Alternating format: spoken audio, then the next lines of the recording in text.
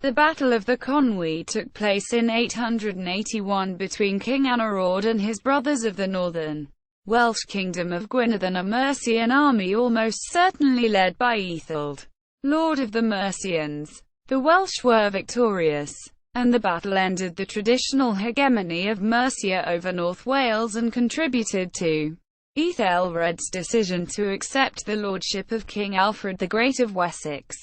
This united the Anglo-Saxons who were not living under Viking rule under Alfred, and was a step towards the creation of the Kingdom of England. Anarawd allied himself with the Vikings shortly after the battle, but he then abandoned this alliance to follow Æthelred in accepting Alfred's lordship. Background: the Welsh kingdoms had been subject to Mercia since the mid-7th century, and in 853 the Mercians received the assistance of the West Saxons to maintain their hegemony. In the 870s Mercia became subject to attacks by the Viking Great Heathen Army, and in 874 it drove out King Burgred. He was succeeded by the last independent king of Mercia, Ceolwulf II, who was presented by the Anglo-Saxon Chronicle as a puppet of the Vikings. In 877 they partitioned Mercia, taking the east for themselves and leaving the west to Ceolwulf. Gwynedd was also under attack from the Vikings, and in 877 King Rhodri Mawr was defeated and driven out. He returned the following year, but immediately came under attack from Mercia, which was still trying to maintain its hegemony in Wales. King Alfred's victory over the Vikings at the Battle of Edington in May 878 relieved the pressure on Mercia, and in the same year Mercia defeated and killed Rhodri Mawr. Ceolwulf died or was deposed in 879, and he was succeeded as Lord of the Mercians by Æthelred. The battle. In 881 the Mercians invaded Gwynedd, and they met Anarawd and his brothers, sons of Rhodri, at the Battle of the Conwy. The result was a Mercian defeat, described by Welsh annals as "revenge by God for Rhodri." In the view of Thomas Charles Edwards, this represents the Welsh view of the conflict between the two kingdoms as a blood feud.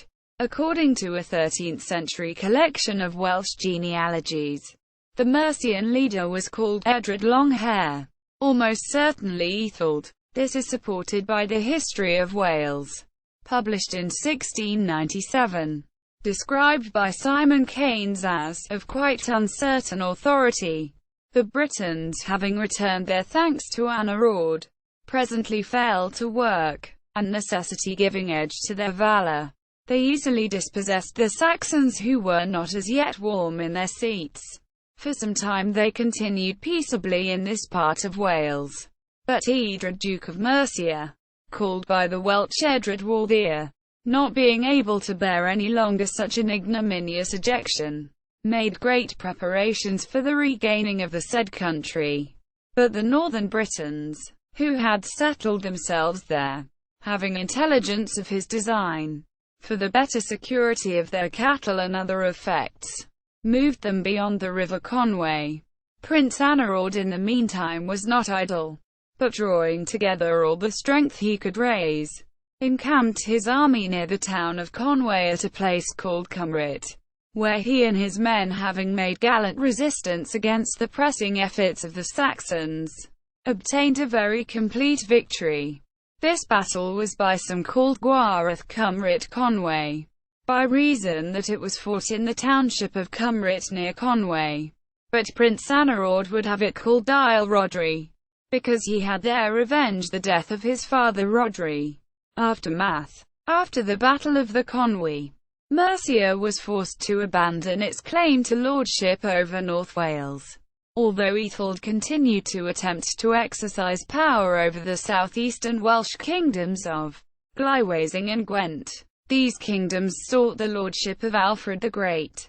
According to his biographer, Asa, driven by the military power and tyranny of Ealdorm and Æthelred and the Mercians, Æthelred followed in accepting West Saxon lordship by 883. In the view of Thomas Charles Edwards, The implication of all this is that the Mercian submission to Alfred, a crucial step in the creation of a single English kingdom, occurred not just because of one battle, Alfred's victory over the Great Army at Edington in 878, but also because of another, more distant battle, God's revenge on the Mercians at the Conwy, when Anarawd of Gwynedd and his brothers defeated Æthelred and so brought about that collapse of the Mercian hegemony in Wales from which Alfred was only too pleased to benefit. Gwynedd formed an alliance with the Vikings of Northumbria soon after the battle, and according to Asser, the southwest Welsh Kingdom of Dyfed and the central southern Kingdom of Brycheiniog sought Alfred's lordship due to the tyranny of Gwynedd. Asser also stated that Anarawd abandoned his Viking alliance because it brought him no benefit and submitted to Alfred. In Charles Edward's view, this may have been because Viking raids on Gwynedd continued. Welsh annals record an attack by the Dark Northmen on Gwynedd in 892. Notes. Sources. Category